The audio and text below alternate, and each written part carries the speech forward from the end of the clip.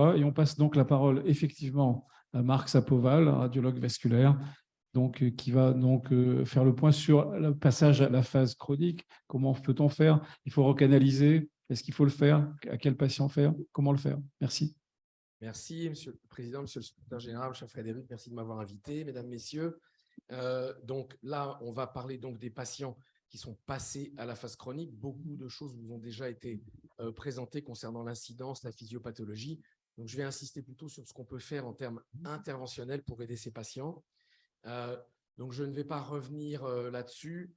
Ce qu'il faut retenir, je crois, globalement, c'est que le message important, c'est que c'est une maladie qui est relativement fréquente et qui est, par contre, constamment sous-estimée par tous les acteurs de santé.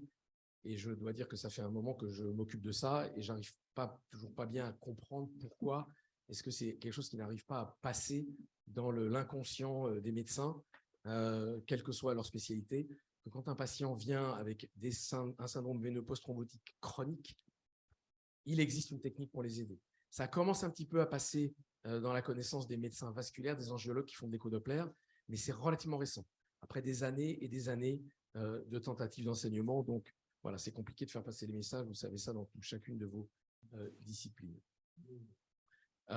Donc, est-ce qu'il y a un intérêt à les déthromboser à la phase aiguë pour éviter les séquelles, ou est-ce qu'on peut attendre la phase chronique pour les traiter? Ce débat-là n'est pas tranché. Et donc, ce que disent les gens qui sont, entre guillemets, contre la déthrombose à la phase aiguë, c'est qu'on va laisser les choses évoluer et on verra bien dans 6 mois. Et dans 6 mois, on pourra toujours faire une recanalisation à la phase chronique. Je pense que probablement, ça n'est vrai qu'en partie, parce qu'il y a des patients qui deviennent beaucoup plus compliqués techniquement, avec des séquelles plus étendues. Et au lieu de leur restaurer des veines saines quasiment sur leur ensemble, si on les avait traitées à la phase aiguë, on se retrouve dans des dossiers beaucoup plus compliqués. Je vais en partager quelques-uns avec vous.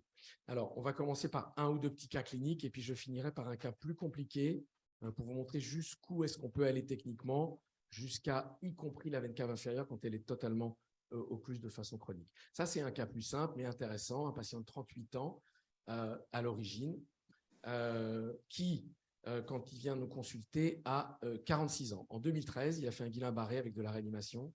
C'est un monsieur très modeste, très actif, très sympathique. Vous verrez la suite. Il fait une thrombose aiguë. Il est traité par anticoagulant. Il fait une récidive lors d'un voyage en avion. Il n'a pas d'habitude. Et finalement, comme c'est un monsieur très actif et très préoccupé de sa santé, dans le bon sens du terme, il regarde sur Internet, et il nous trouve sur Internet.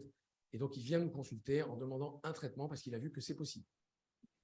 Donc, il a un Villalta à 16, il a arrêté son activité sportive, il est douloureux. Heureusement pour lui, il n'a pas encore d'ulcère veineux.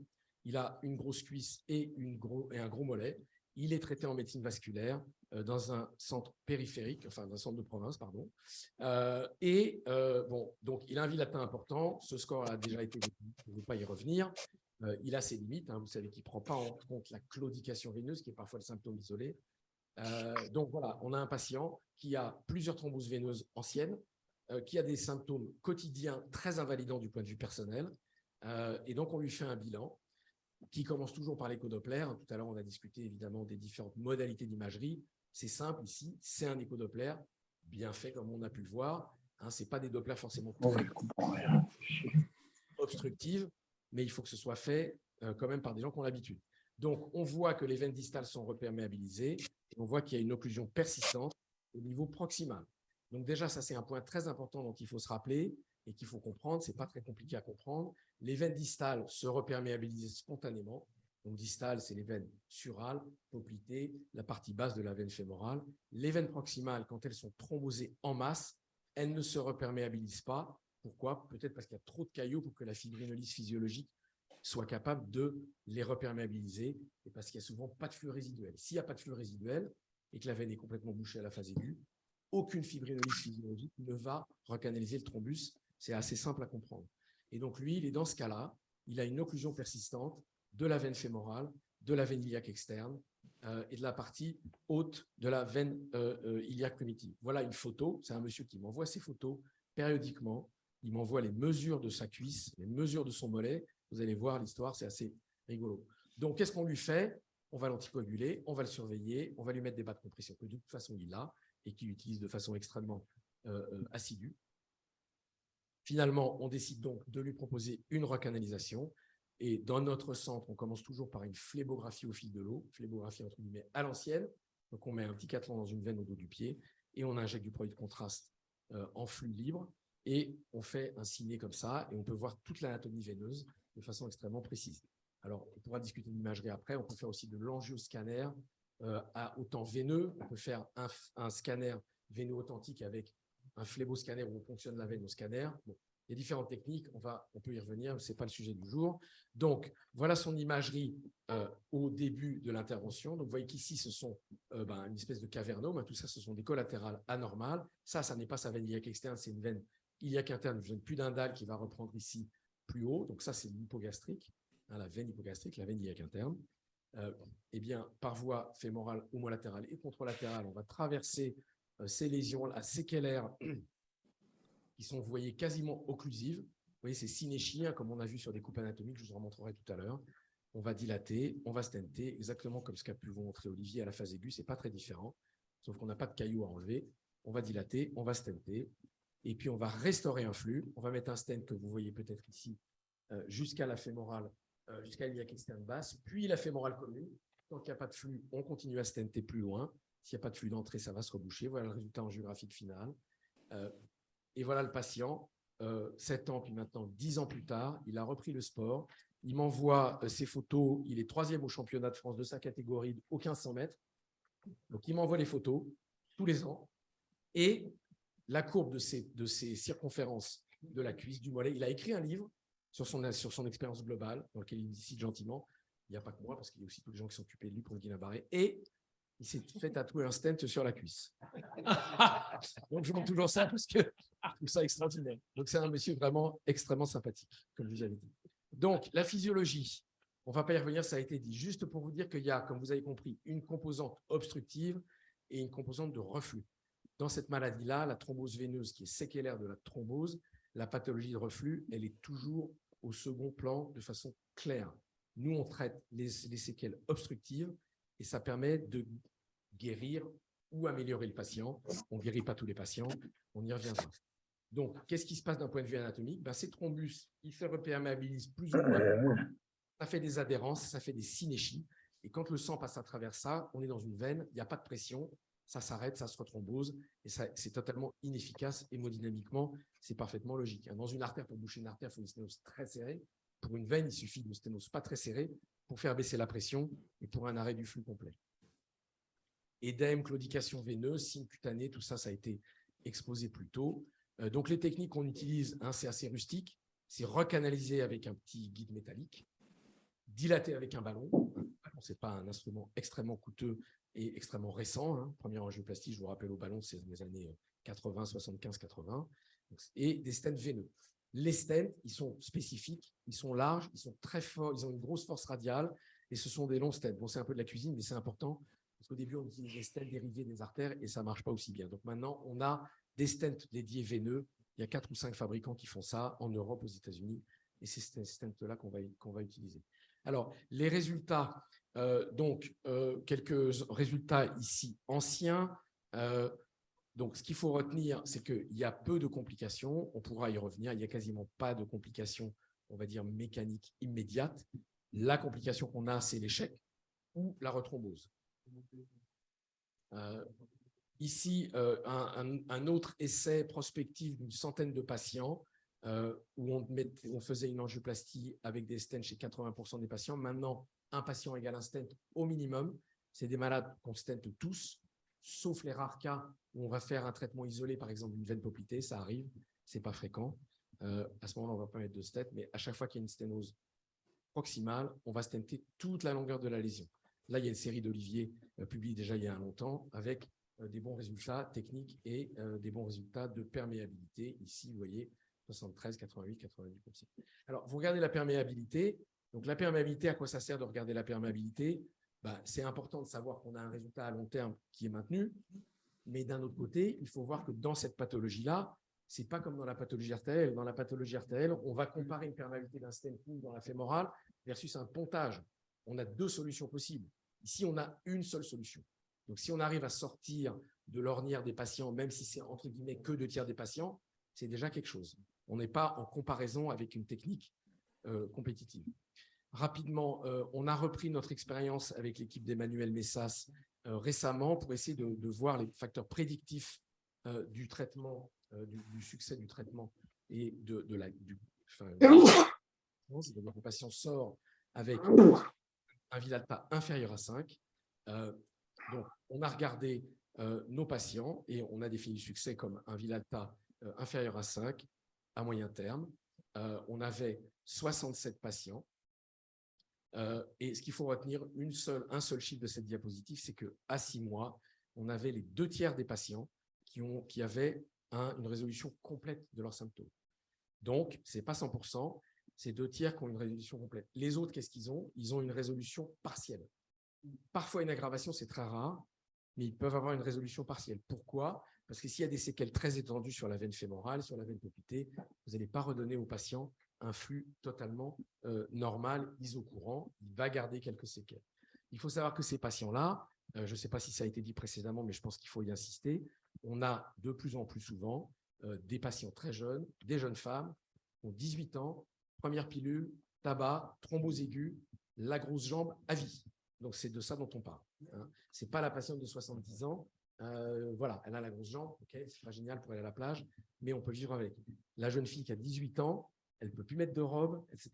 C'est absolument redoutable comme retentissement sur la qualité de vie. Ça, c'est les résultats de cette série. C'est un peu compliqué comme schéma, mais c'est juste pour vous montrer que ça, c'est le avant et ça, c'est à la fin du suivi. Eh bien, les gens qui sont en syndrome post-thrombotique très modéré ont bien sûr augmenté. C'est une façon différente de vous montrer les chiffres que je vous montrais précédemment. Alors, un petit papier de la littérature que j'ai trouvé intéressant, c'est une question qu'on nous pose souvent. Est-ce qu'on peut être enceinte après un stenting veineux iliaque? Donc, la conclusion de ce papier, c'était que les stents veineux étaient bien tolérés. On ne l'avait jamais montré auparavant, ce n'est pas nous qui l'avons fait, hein, c'est notre équipe.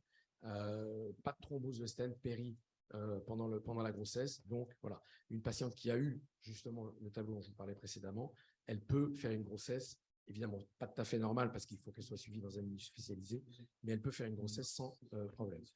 Pour terminer, pour ne pas prendre trop de votre temps, un cas de recanalisation de la veine cave inférieure. Donc ça, c'est un patient qui est un collègue médecin généraliste qui a eu un complotier avec une thrombose mésentérique quand il était bébé, avec une résection étendue digestive pour cette thrombose, avec des troubles de l'hémostase congénitaux, et il vient avec 2 grosses jambes, donc syndrome veineux bilatéral. On fait le bilan et qu'est-ce qu'on voit? Donc ça, c'est un scanner coronal au temps veineux, pas vraiment un phlémoscanner, c'est un scanner au temps tardif. Vous voyez qu'on voit la veine porte, on voit le foie, on voit l'aorte qui est un petit peu délavée parce que c'est un temps tardif. Ici, vous avez la petite croix rouge, ça c'est la veine cave inférieure. Donc la veine cave inférieure, elle est présente, elle a une occlusion séquelaire, ou plutôt elle a des synéchies, des membranes à l'intérieur de la veine cave inférieure, ce qui fait que hémodynamiquement, elle est totalement occluse. Donc, il a aussi une occlusion des veines iliaques primitives. Ça, c'est une coupe axiale. Vous voyez l'espèce de synéchie qu'on voit dans la veine cave inférieure ici. Alors, on lui fait donc une phlébographie bilatérale. Hop. Là.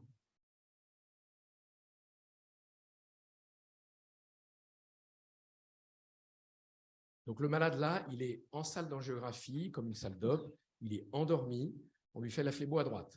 Donc, on met des garrots. Ça, c'est les veines superficielles, la veine saphène. Ça, c'est les veines tibiales antérieures, la veine poplitée. On a des garrots pour ralentir le flux, diriger le flux vers les veines profondes. Là, on est sur la veine poplitée. On continue à monter. Il y a ici des séquelles avec un dédoublement de la veine fémorale, ce qui est parfaitement normal. Ici, veine fémorale commune. La saphène qui arrive ici assez vite. Ici, la veine iliaque externe qui n'est pas trop mauvaise. Et puis, en proximal, eh bien, on ne voit rien du tout. On fait la même chose. La phlébo de l'autre côté. J'appuie pas au bon endroit, peut-être. On peut la lancer, là. Ah, voilà.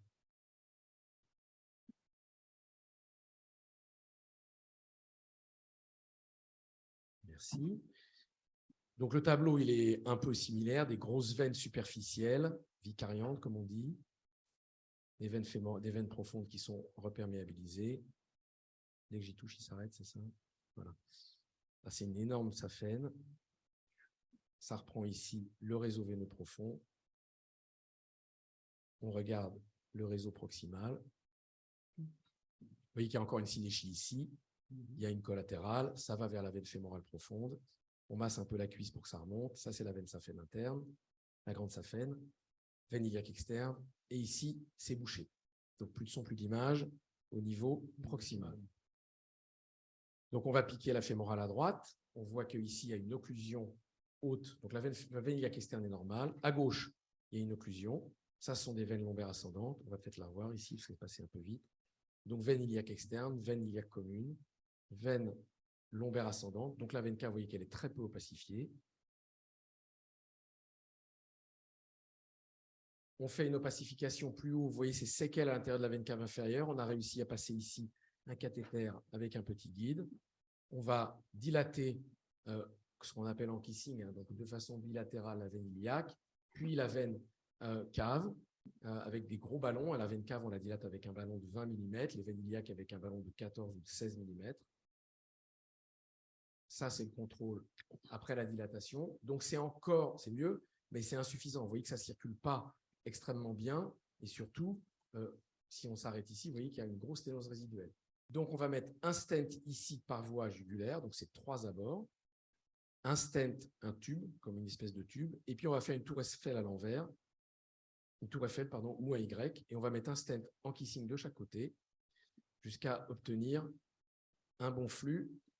Ça, c'est le contrôle final, par la droite et par la gauche.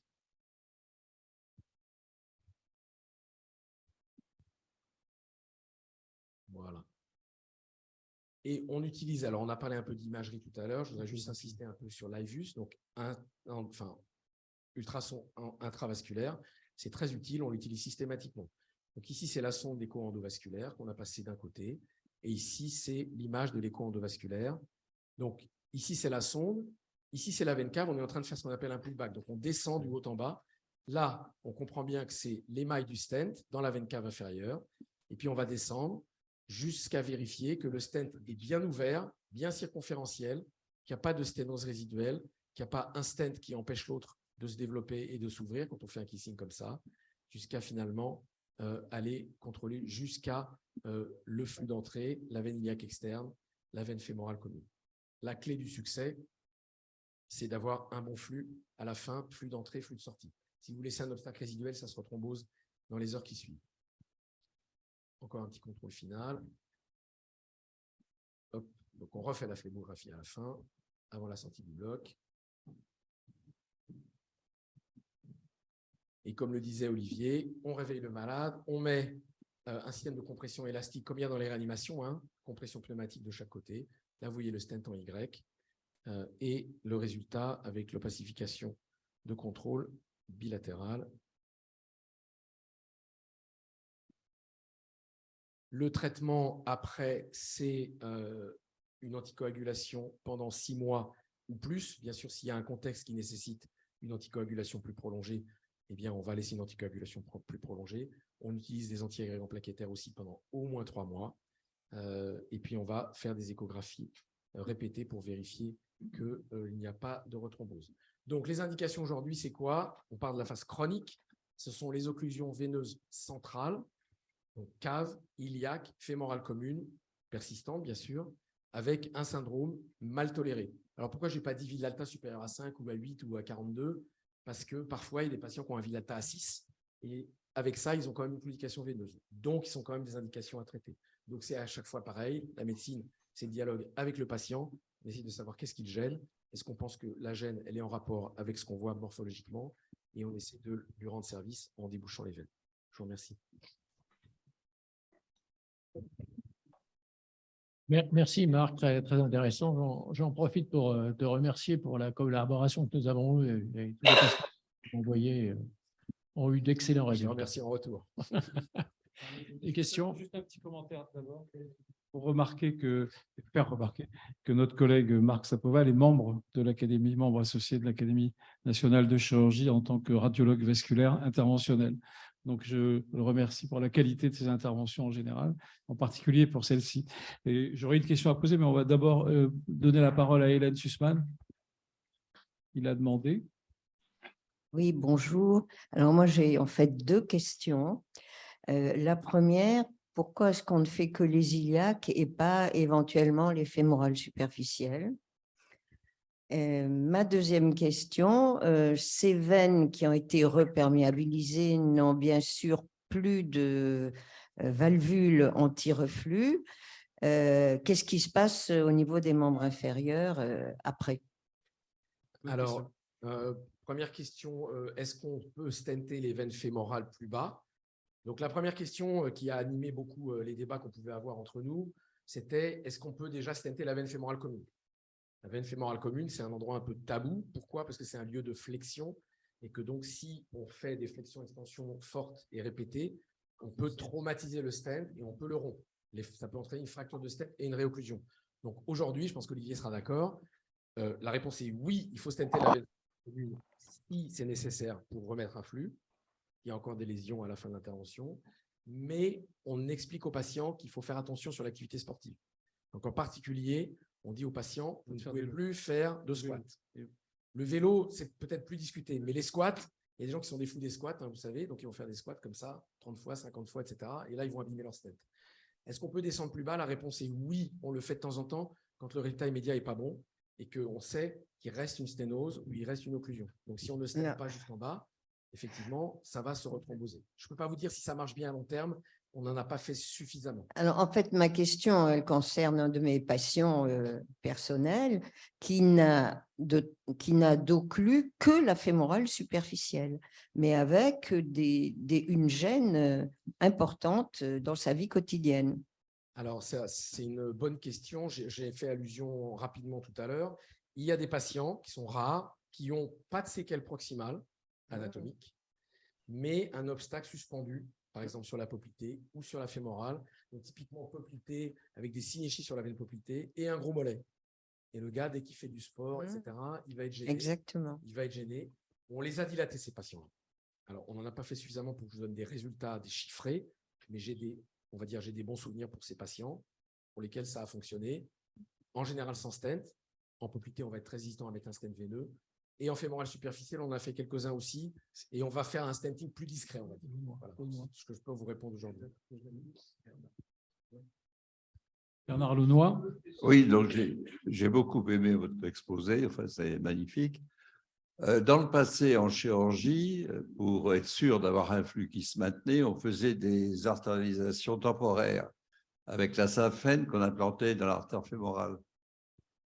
Alors, moi, je ne suis pas chirurgien, donc je n'ai pas l'expérience de ça. Jusqu'à présent, je n'ai pas vu d'évidence dans la littérature très précise dans ce chapitre-là comme étant bénéfique. Peut-être que Olivier pourra donner un point de vue complémentaire là-dessus. Alors, la fistule artério-veineuse, c'est une bonne question. On en faisait effectivement quand on faisait des pontages fémoro-caves, ilio-caves ou des thrombectomies veineuses chirurgicales. Avec les techniques percutanées, on a complètement arrêté de faire des fistules artério-veineuses. On en fait encore de temps en temps quand on fait une endophlébectomie, c'est-à-dire qu'on aborde chirurgicalement la veine fémorale commune pour la nettoyer. Et dans certains cas, on fait une fistule artério-veineuse à ce moment-là. Mais sinon, on n'en fait plus. Et pour revenir à ce que disait Marc, ce qui est très important… Très mal toléré en général. Hein. Il faut la fermer au bout de 6 semaines, cette fistule, obligatoirement, parce que sinon, il y a un risque de resténose au-dessus. Pour revenir sur ce que disait Marc, c'est des patients jeunes. Hein. Nous, dans notre série, on a maintenant 800 patients traités par stenting veineux à la phase chronique. Et sur ces 800 patients, il y en a 60% qui sont des femmes en âge de procréer. D'où l'importance de la question sur la possibilité de grossesse. On avait publié en 2009 sur 8 cas et maintenant on va publier sur 80 cas de grossesse chez des femmes qui avaient eu des stents veineux auparavant et nous n'avons eu aucun cas de thrombose pendant la grossesse. Avec une prise en charge, une surveillance, bien entendu. Il faut expliquer, d'ailleurs, on le dit, dès qu'on voit les patients, avant même de réaliser l'intervention, de discuter l'intervention, on évoque ce problème chez les femmes jeunes qui sont en âge de procréer. On leur dit que c'est faisable, qu'il faudra surveiller ces grossesses de façon plus importante qu'une autre, mais ça ne change en rien la voie d'accouchement, que ce soit voie basse ou césarienne. C'est juste une surveillance et un traitement anticoagulant en fonction de l'étiologie, etc. Bien, merci de vos interventions. Pas d'autres. Ah, Ah bon, je vais seulement répondre à Madame à propos du cas de l'obstruction de la fémorale superficielle, on va l'appeler superficielle encore. Mais oui, il s'agit de malades très compliqués, mais nous avons aussi une possibilité chirurgicale que c'est le bypass de Meusni, ce n'est pas toujours utilisé, il faut avoir encore une saphène, c'est-à-dire attacher la saphène au niveau de la poplité en bas, et ça va entraîner un avantage très important sur des patients très sélectionnés. Et regarde la fistule artéroveineuse, on ne la fait pas du tout même. Alors, donc, merci beaucoup, Marc, et bravo.